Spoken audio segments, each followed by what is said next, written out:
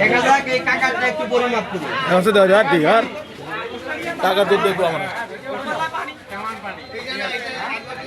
হ্যাঁ, আপনারটা মোটামুটি ভালো আছে, কারণ আপনি ফ্রিজে রাখেন নাই, তাপমাত্রা গরম 32%, 25 ভেসে আছে। আলহামদুলিল্লাহ আপনারটা মোটামুটি ভালো।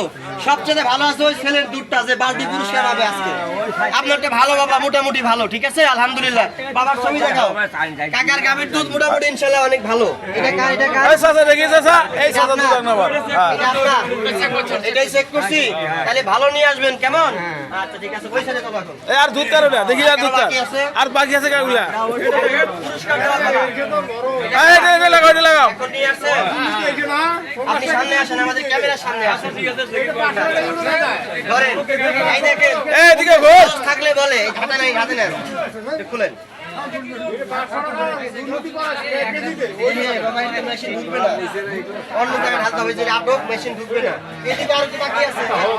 আচ্ছা, আমি সকলের উদ্দেশ্যে একটা কথাই বলতে চাই, একটা কথাই বলতে চাই, সেটা হচ্ছে কি জানেন, কারোর সাথে আমার কোনো শত্রুতা নাই।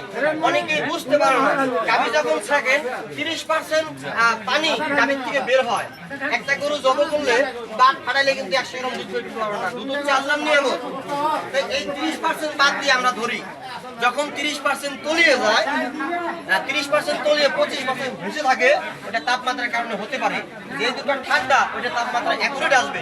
সেই ক্ষেত্রে আপনারা সকলেই ভালো দুধ করবেন ইনশাআল্লাহ।